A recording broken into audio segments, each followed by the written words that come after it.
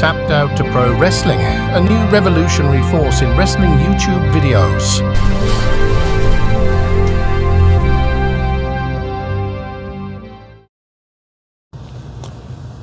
Alright guys, it's finally time that we went ahead and we made this Hulk Hogan video. We're doing it. I wanted to just kick this thing off by showing off my Funko Pops. We got Mr. America right there. Mr. America, Hulk Hogan. All the way on the end here, we got NWO, like Wolfpack style Hogan. Right there. Then we got the Bash at the Beach 3-pack, where Hogan turned on WCW and joined the NWO. And then down here, of course, we got a young Hulk Hogan tearing his shirt off, and then we got an older Hulk Hogan in one of the earlier pops. So, yeah, there's that. Now let's get into the actual figures. Alright guys, and here we are back in the arena, and I gotta be honest, I can't ever do this man justice. Obviously, I still have some of the Hogans in the crowd, but I took a lot of them out just for this video. What we're going to do is we're going to go down the line of Hulk Hogan's career and kind of discuss like what he's done and whatnot, while showing off some of the Hulk Hogan figures that I have here in my collection. So we're going to get on that, but I just kind of want to sit and talk about Hulk Hogan for a minute, because, you know, again, this is one of those deaths that I always saw coming, but I never knew when the day would be. And when it happened, man, it was pretty impactful on me. Hulk Hogan, realistically, is the first wrestler I've ever known. When I knew what wrestling was, I knew who Hulk Hogan was. So to hear of his passing is pretty heartbreaking, I'm not gonna lie. I never saw it coming. I never thought, you know, that day when it happened would be the day. But now we're here, and we get this time here to talk about Hulk Hogan and show off some beautiful Hulk Hogan, so let's get on to it. Hulk Hogan, of course, kicked things off in his career very early on underneath a mask, which I actually just found out on the most recent episode of SmackDown. I never knew that. It was kind of fun to, you know, figure that out. But after being underneath that mask, he was brought into the WWF alongside classy Freddie Blassie, his manager, as this heel gimmick, this I'm better than you type bodybuilder guy. And that was this early's, oh, I wanted to move it there, but I feel if I move it, everything is falling. That's this early like 70s style Hogan right here. Again, flanked by classy Freddie Blassie. On the sides here, we have Hulk Hogan from his time in Japan, because again, while he was wrestling in the WWF, he was also in Japan as well, making his name in New Japan Pro Wrestling and other various Japanese wrestling organizations. One primary thing that I remember from him being in New Japan is the clip that everybody knows where he clotheslined Antonio Inoki from the ring apron to the floor, and Antonio Inoki's tongue was just hanging out of his mouth. He was just knocked out.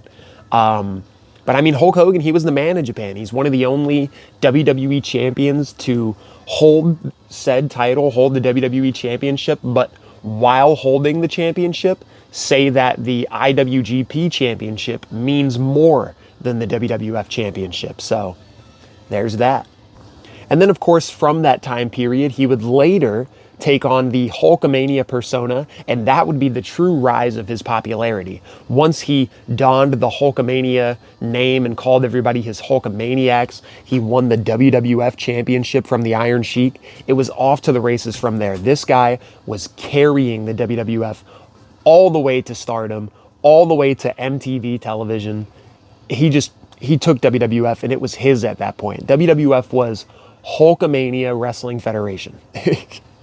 But yeah, just some Hulk Hogan figures to show off here. We have the Target exclusive Legends, where he's playing the guitar right there.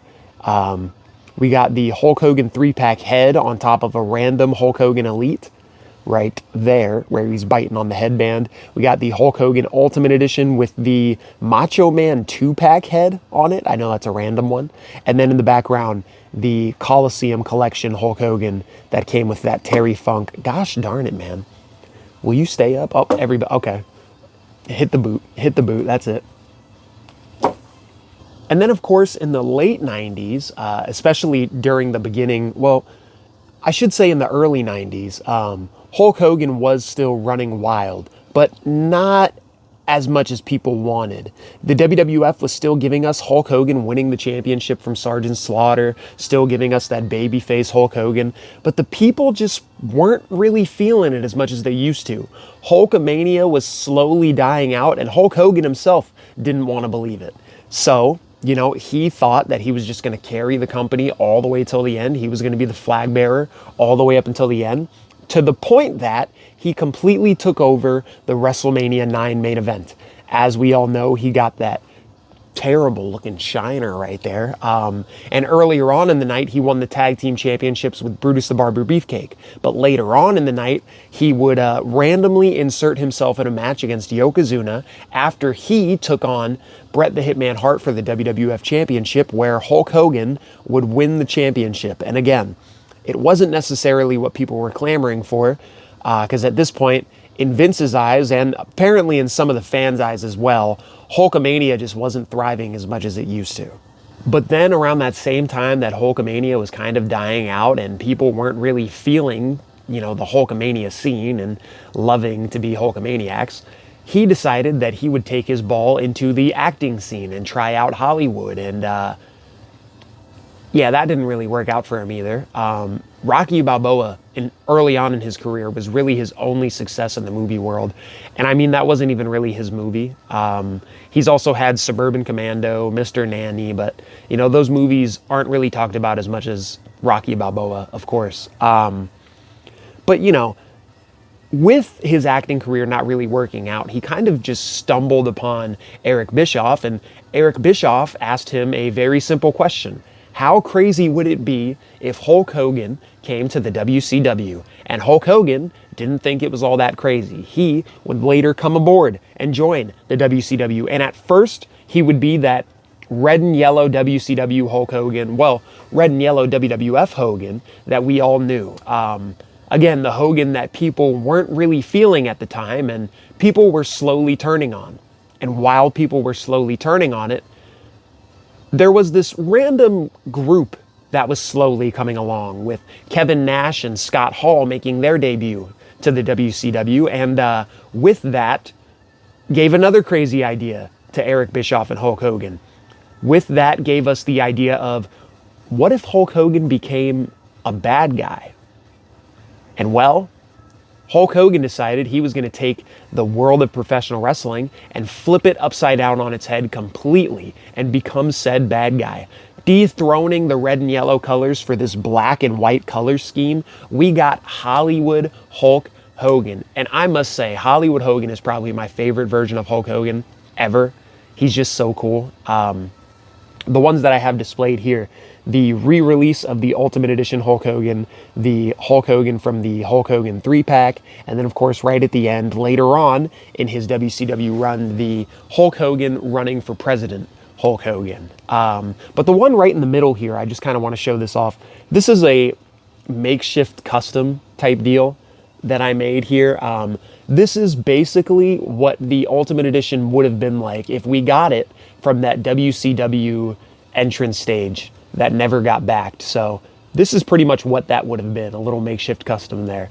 Oh, well, again, we're dropping Hogan's. Hogan would later find his way back to the WWF, though, as he would later take on The Rock at WrestleMania and find his love for the WWF fans again. But not only that, we found our love for Hulkamania yet again. But Hulkamania wasn't there.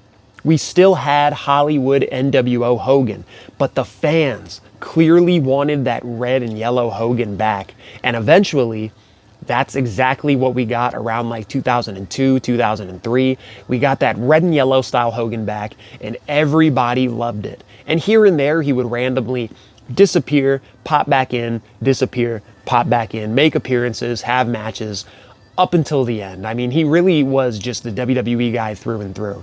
Well, until he wasn't. The one thing that SmackDown did not point out, and I mean understandably so, was his time in TNA. A lot of people don't really favor that, though. They see his time in TNA as kind of frowned upon. But honestly, I don't. I was pumped to see Hulk Hogan in TNA. I mean, don't get me wrong. He did kind of take over the promotion, and it wasn't exactly what we were hoping for. But I loved specifically seeing Hulk Hogan in TNA. I don't care about what he did with anybody else. I just care about what Hulk Hogan was doing in TNA. I thought that was a really fun time. Even the Abyss stuff, for as silly as it was, I thought it was pretty fun. The figures that I have to show off here. Oh, wait. Well, let me just keep going here. Let me wrap it up all the way until the end. Because, you know, of course, he would leave TNA and again find his way back to the WWE, where he would eventually wrap everything up. And again, like I said, was a WWE lifer through and through. He stayed in WWE all the way up until the end of his life. This man was WWE, whether people, you know, see it or not, whether he was popping in and out of promotions, this man was always just WWE through and through. And yeah, of course, Hall of Famer, 2005 Hall of Famer. We all know that. And that leads us all the way up until his tragic passing. That, again, I would have never seen coming in a million years. I couldn't have guessed it. You could have paid me $1 million and I would have never figured it out. I would have never thought that this guy would have ever died. Ever. You know,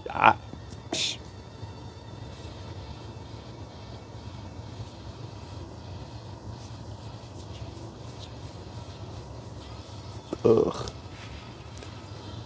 Like, I could have bet everything on Hulk Hogan not dying, and I would have lost. I would have lost because, to me, Hulkamania and Hulk Hogan is just one of those things that you think would live forever. I don't know. Again, it's like I said, we always thought it would happen. We just didn't expect the day to come. But the figures that I have to show off here, we have the 2004 style Hulk Hogan right here. This is a little custom that I made, just mixing some parts together. It's the 3-pack Hogan body. We have the Ultimate Edition head on top of it, of course.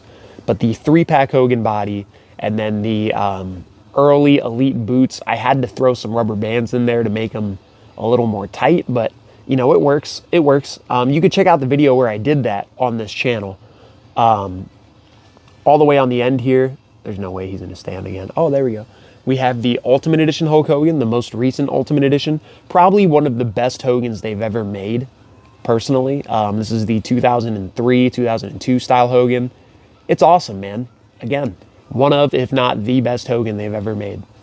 And then right in the middle, we have the WrestleMania 30 style Hogan. This is the Hogan from the Silver Dome. I mean, the Superdome. I mean, you know, anyway. Yeah, Hulk Hogan. He's just the man. He's the man. I can't say it enough. He's the man.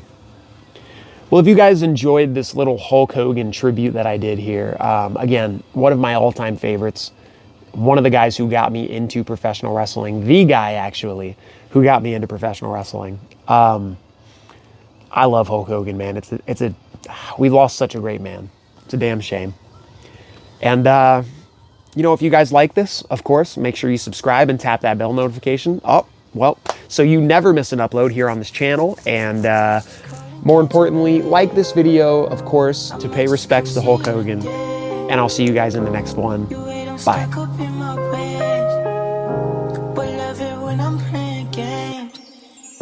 That's the only